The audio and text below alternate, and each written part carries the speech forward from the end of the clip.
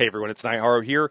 I asked guys and you answered. You said you wanted to hear about what the current meta looks like before Monday's update. So here we go. We're going to go through everything today. As always, I will not only explain what is the situation, but why is the situation what it is. So that you guys, when things change, when things happen, you don't just have to always come back to me. I mean, I hope you do, but I want to give you the information you need to make decisions for yourself. All right, with that, we're going to go and jump in. We're going to start off with tanks, guys. We're going to move on to healers and then DPS. If you want to jump around, just check the timestamps below. We'll go ahead and pop it up here. So first up here, Earth and Heart. Guys, this skill line is almost certainly going to be ran by at least one tank in your group. Even if you're not worried about doing Stone Giant and keeping up Stagger, which a lot of groups I know are, you're still going to want Igneous Weapons, and it makes sense for the tank to run it in the current meta. The other thing that's really nice here is with the Helping Hands passive, which gives us back stamina whenever we use our Igneous Shield. Even though Igneous Shield is by far not the best shield in the world, it still gives us back a significant amount of stamina, and if you are trying to keep up Stone Giant, that's really helpful. Those two things kind of work very well in tandem.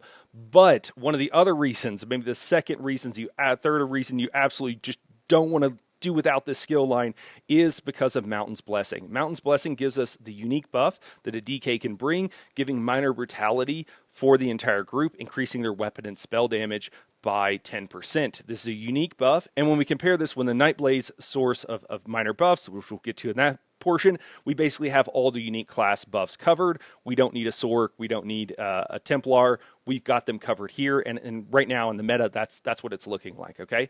Other reasons, to have this, sure, there's Battle Roar that gives you ultimate back whenever you cast an ultimate and stuff like that, but we're talking really about the meta, guys, and so the rest of the stuff is just kind of like, sure, yeah, it's great, whatever. We're going to find as we go through this, there's plenty of ways to make a really survivable tank and still have all the skill lines we need.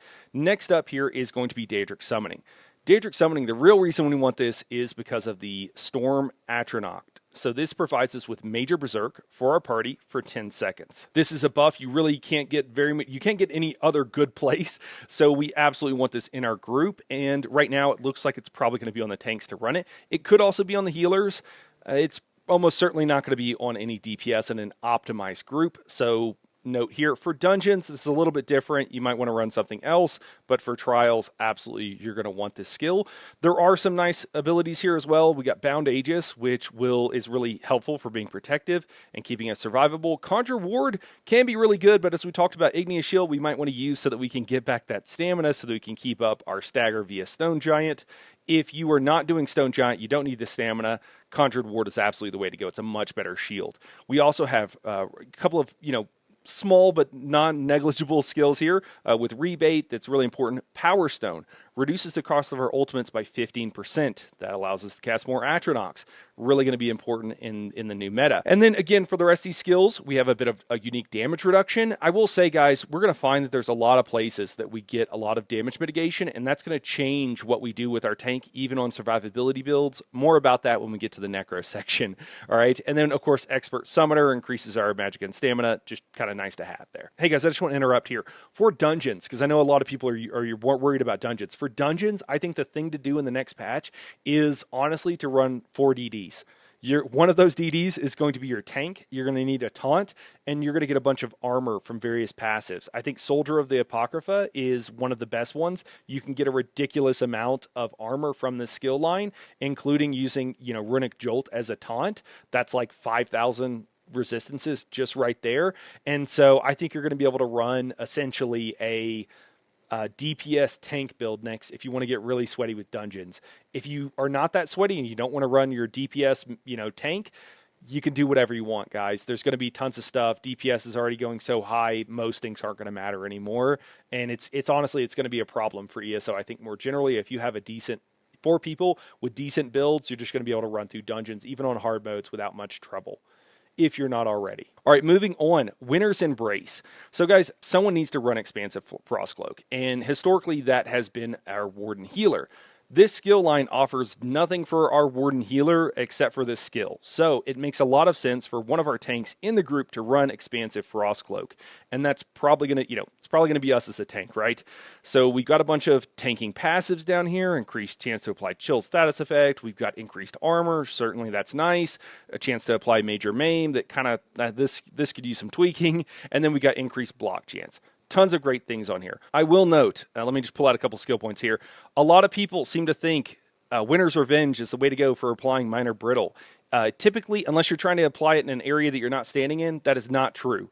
Arctic Blast is absolutely the way to go. This has a higher chance of applying that minor brittle than does Winter's Revenge. It used to be that Winter's Revenge said that it had a higher chance, and Arctic Blast did not. They did fix the tooltip, but people don't know.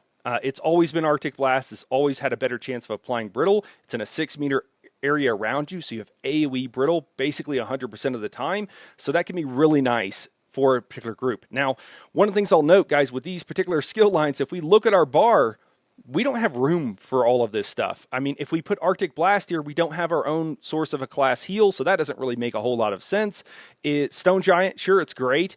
We have Trample, which we absolutely want. We could probably change it from something else besides Chilling, but we got Igneous Weapons in the back bar, Expansive Frost Cloak, and we've got Bound Aegis as our one kind of survivability skill, but we're missing other survivability skills, such as Revealing Flare for the passive recoveries, as well as the major protection, and it just doesn't make a whole lot of sense to run all three of these skill lines on one person, because you don't really need to. I mean, in super sweaty groups, sure, do whatever. It doesn't matter about survivability because you're really high skill, but most people will not be running these three skill lines. I personally don't recommend it because you just ran out of bar space, basically. So some of this stuff you might want to move to somebody else. I will note that Arctic Blast needs to be on a main tank if you want to maintain this. In an AoE, there's other ways of doing single target that work really well, but AoE is pretty nice in certain situations, so you could drop the Winter's Embrace. Daedric Summoning, there's no reason this needs to be on your main tank. It could be on somebody else, so this could be a skill line you swap out.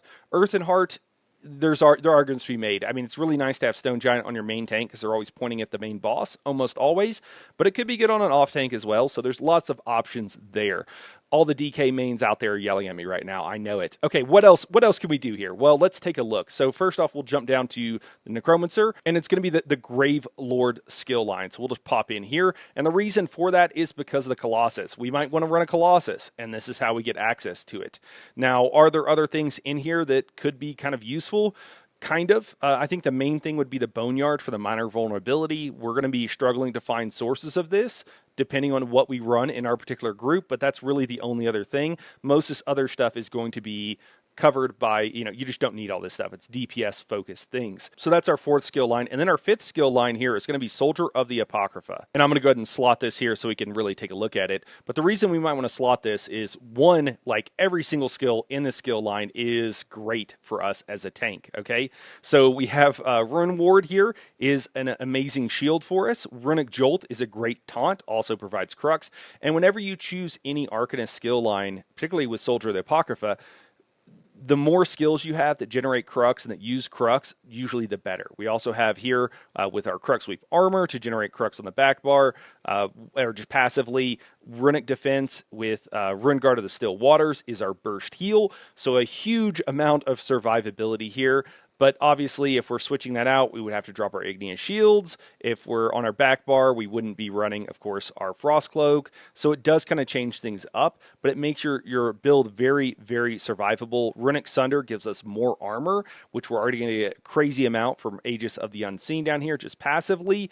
But the real reason for the meta setup that we might want to run this is Rune of the Colorless Pool. So this provides us with both minor brittle and minor vulnerability very easily and very cleanly. So there is a lot of situations where you might want one of your tanks, or it could also be a healer, but the skill line is just perfect for tanks for survivability, so you might want them running this. There are other sources of these buffs, guys, of course, but I think this is really a good idea for a lot of groups will be to run this. And again, there's just a ton of survivability down here. I will note too, Circumvented Fate provides minor evasion for everybody else in the group, and that reduces their area of damage taken by 10%. This is huge. Another reason you might want this for survivability in your group, okay? So those are my personal top 5 picks for tanking skill lines as far as like why you might want to have it for meta reasons. There are other skill lines that you can still use for more survivability reasons, but those are kind of secondary. And, I've already done a build video, guys, going over like a meta, not a meta setup, but a very good setup that is also very survivable that covers some of these buffs, okay? So there's plenty of options out there. All right, now let's move on and talk about healers, and we'll just jump over to a healer for that. All right, now we moved over to the heal skill line. So the first skill line that everybody's going to want is going to be Green Balance. Why is that? Well, Maturation. Minor Toughness, unique buff. You can only get it from the skill line, and it provides us with 10% increased health for everybody in our group just by healing them. Absolutely want this in every group, so we're going to have it. Budding Seeds is also S tier as far as heals. It's one of the best heals in the game. You're going to be running this all the time. Everything else here is very optional. Enchanted Growth can be, or Enchanted Force can be very useful in certain heal checks, mostly in Zamasha, but it can be nice in various heal checks because it's very cheap and you get a lot of ultimate back quickly. You could also use Enchanted Growth to make sure you're always going to want to provide minor intellect and minor endurance for your group, guys. Those minor recoveries are going to be more important in the next patch. You can do it with Enchanted Growth. I do think there's other ways, but since you're definitely going to have the skill line in your group, just keep in mind you might want to keep this buff up by casting the skill once every 20 seconds. I would not replace Combat Prayer with it. Just cast it once every 20 seconds, hit everybody you can, and call it good.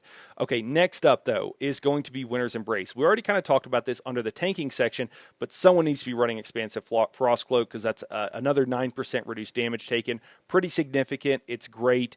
Keep it in mind. You could also run, the other Morph Arctic Blast here for, AoE Brittle. You could also do Winter's Revenge for AoE Brittle, but in general, it's really just all about that Expansive Frost Cloak. Nothing else really from this skill line, okay? Next up here is going to be the Shadow skill line. Now, I personally really like running Refreshing Path, and this will provide us with those minor recoveries, minor intellect, minor endurance, increasing our stamina and magic recovery by 15% respectively. It also provides Major Expedition, which is just kind of a nice to have in a lot of situations, but is by no means required. We can also get here an AoE Major Cowardice, which makes a lot more sense for us to run on a healer than it often does the tank because they're usually really stressed. But it's a great skill. It only lasts for 10 seconds, but it's still really nice to have. Nothing else really from this skill line except passives. So Refreshing Shadows, this is 15% extra recoveries. Guys, a lot of people keep talking about extra healing and extra recoveries. There's a lot of places to get those, and so each individual skill line, the value of them becomes a lot less, okay? Because you're going to be able to get it from somewhere. Yes, it's important to know the best places to get it. Curative Rune Forms and Shadow here is probably the two best places to get really great recoveries, but there's plenty of others. There's also plenty of places to get bonus heals. I don't think we need a build for that, okay? We want to build for more utility, and we'll get most of that other stuff. If we happen to make a build that's built purely for utility and we realize we don't have very good sustain or very good raw heals, probably we swap up and have the other healer or somebody, if you're in a trial, run some of that stuff, but generally speaking, it should be totally fine. Now, also from the Nightblade skill line here, we do have Siphoning. Siphoning, the reason we might want this, and we'll definitely want it on some of our healers, I think, is for the Catalyst passive. Whenever you drink a potion, it goes up to 30 ultimate per potion drinking. So you can run reduced potions to, cooldowns to drink more potions, but it's at least 30 ultimate every 45 seconds.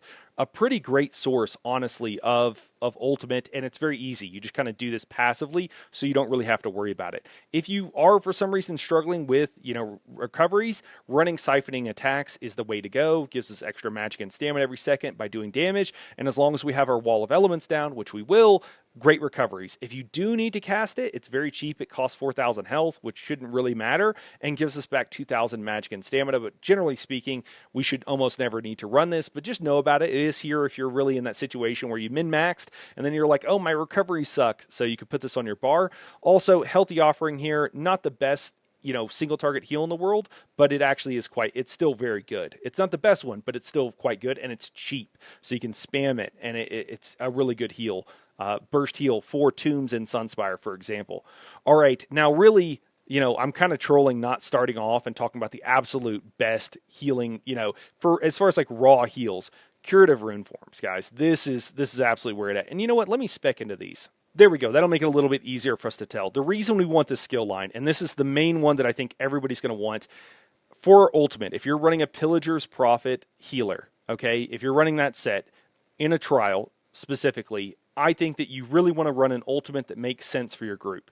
I think that's either going to be Glyphic of the Tides, or it's going to be dropping a Storm Atronach from that skill line. We'll talk about that in a second. But Glyphic of the Tides is a really great ability, provides us with 200 weapon and spell damage, as well as a bunch of heals and also major protection. Mostly we're doing it for the extra weapon and spell damage, but it also works as kind of a, an oh no heal. It's kind of can replace a barrier in a lot of situations. And so put this on your Pillager's Prophet healer and have them drop it every 45 seconds. It's going to be a great buff for your group.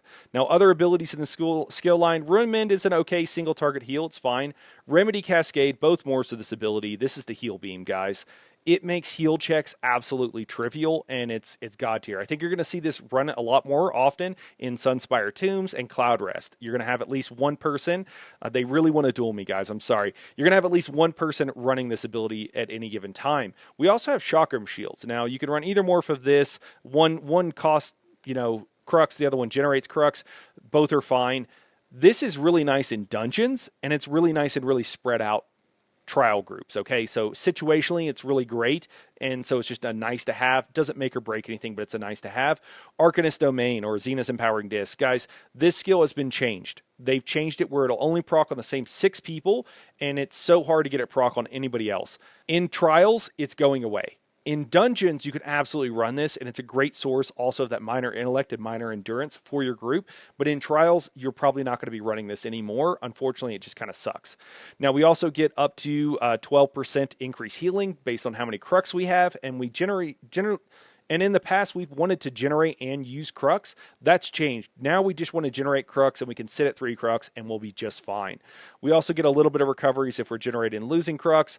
But Erudition here, 18% extra magic and stamina recovery. This is absolutely crazy, okay? This is better than the Nightblade, and it's like one of the best in the game, so great for our recoveries. But there's no real meta reason to run this unless you're going for the Glyphic of the Tides, or if you're in a dungeon with Zenith's Empowering Disc, okay? So just keep that in mind. It's a great skill line, but not necessarily the end-all be-all for all situations. Hey guys, I just want to interrupt real quick. If you like this kind of video, if you like what you see, I want to do this full time. I want to make content for you guys. The best way you can support the channel is to like and subscribe, and also share the video with a friend. And if you really like the video, consider becoming a channel member. But even if you just want to share the video with somebody else, you might find it helpful. That's huge for the algorithm. And let's YouTube know that not only is this video good, but it's worth sharing. All right, now back to the video. Next up here is going to be the third skill line that I think is really, really worth running. Okay, so what do we got here? We have Green Balance.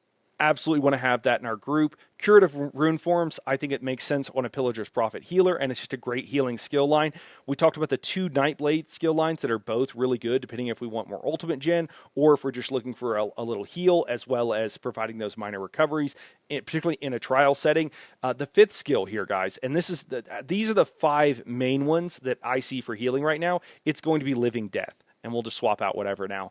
Living Death is it is the best skill line for actual class skills, actual class heals, okay? So we have our Mender right here, which provides us with a dead body, as well as a bit of extra healing that Smart heals. Not the best thing in the world, but it's pretty good. We also have Necro Res, so in case people die despite our best efforts, we can always drop a Necro Res. Life amid Death, both of these morphs are really good. This is a great AoE heal over time. You do want to consume a corpse with that, and so that's why you have your Spirit Mender, and it'll last for an extra 5 seconds. So it's a burst heal up front and then heal over time. Restoring Tether, also a great option here with Braided Tether for another class heal. But the real reason we might want this for optimization reasons is corpse consumption. So it generates 10 ultimate every time you consume a corpse up to once every 16 seconds. That's just as good as a Nightblade's Catalyst passive, okay? A lot of people didn't realize this, don't know this. It's a great, Necros, the Living Death has always been a great skill line, and most people sleep on it, okay? Now, are there other things in the skill line that, are kind of nice or whatever? I mean, there's some other stuff that will increase up to 12% healing if we have a negative effect on us. That's crazy. We don't always have a negative effect on us, but more often than you might think. We also increase the critical strike chance of our heals by 12% in proportion to the target's wounds. So that is great for heal checks as well. And if you pair it with, one of the other, either a Green Balance, right, passive that increases our heals on low, gives us that major mending on low health targets. And if you add it with Curative Rune Forms, just insane healing for heal checks, guys. You probably don't even need all of that stuff stacked on top of each other. And then we get a bit of recoveries down here as well with Undead Confederate. So this is the 5th skill line that I think are just S tier, for a healer. They're great. All of them really good. Hopefully that made sense. Now, there are a couple of other skill lines. So first off, all of the tank skill lines that I said, hey, you always want this in your group. It could be the situation that you're called upon to run maybe Daedric Summoning so that you can drop an Atronach. I don't know how everything's going to work out as far as class comp, but that is absolutely something you could maybe do as a Pillager's Prophet healer, for example. That might be one that you do. There are several other options, so just realize any of the tanking options could also be healer options depending on the situation. And as crazy as it is, you might even run a Colo and grab Gravelord. Even though all the DPS right now are going to be running this, they still might not want to drop that Colossus. Now, in your average group, I would tell a DPS, a couple of them probably, to slot a Colossus. They're not going to lose that much DPS. It's fine, but in optimized groups, they're probably not going to want to do that, and you could grab this as a healer because you have a lot of flexibility in what you choose. Another one here for really hard-hitting fights is going to be in the Sorcerer skill line. I believe it's Dark Magic. Yes, let me go ahead and slot that real quick. Encase. So Encase morphs to Vibrant Shroud, guys. Vibrant Shroud provides AoE Major Maim, reducing targets' damage done by 10%, as well as providing minor vitality, and it heals for about what a combat prayer heals for whenever you cast it. That means that there's not many sources of, or any hardly sources of major, I don't think there's any Major Maim source. It's AoE, and very few minor vitality. Maybe there's nothing, but this is a great, if you have a lot of ads and are hard hitting, like in Basai on second boss and in Rockgrove, many other locations, Vibrant Shroud is a great way to go. You would alternate this with a Combat Prayer for burst heals and for the debuffs. So that's another one here that's kind of a niche thing. And you know what? After that, I think that's it for healers. Okay, so there's a lot of things that are optional. Guys, there are other things here. Just because I'm talking about what's meta, sure, there are a couple abilities and the various skill lines. I'm sorry, not Dawn's Wrath, and Restoring Light, and also an Adric Spear, but I just don't think that they're worth running for an optimization standpoint, nor do I think that they're amazing as far as the skill line is concerned for healing. They're cool. Run them if you want, but it's very optional there. All right, now let's go ahead and move on to talk about DPS. All right, guys, for DPS, I actually have what would be considered the meta setup right now for most people. And what we have here is Herald of the Tomb, Assassination, and Gravelord. Why those three skill lines? Well, Herald of the Tomb, for several reasons. Having our beam is a huge one of them. It's just the easiest thing to use for most people. Even if you're running a non-beam build, guys, Herald of the Tomb is so good that a lot of people are running the other morph of Cephaliarch's Flail, which is Tentacular Dread. I absolutely love to see the other morph of the skill being used because it's so cool. What it does is it consumes Crux, and if you have 3, it'll provide 11% increased damage, 5% plus 2 per Crux you have. And so 11% increased damage for 20 seconds is huge. And even on non-beam builds, people are running the other morph of this, Tentacular Dread. So I personally absolutely love this. I've made builds with Tentacular Dread using, Writhing Runeblades as your spammable. It's the beam is so much easier, but it's still a valid strategy there, and that's kind of cool. The other thing, before we get too much into this, actually, let me say that, guys, there are going to be more than just one build next patch. I mean, everybody's running an Arcanist with a beam anyways now, right? Because it's so easy and does really well, but there are options for other meta setups, okay? One of the things that we're finding, though, is that with some of these passives down here, such as Fated Fortune, increases our critical damage done, and also having extra penetration from Splintered Secrets here.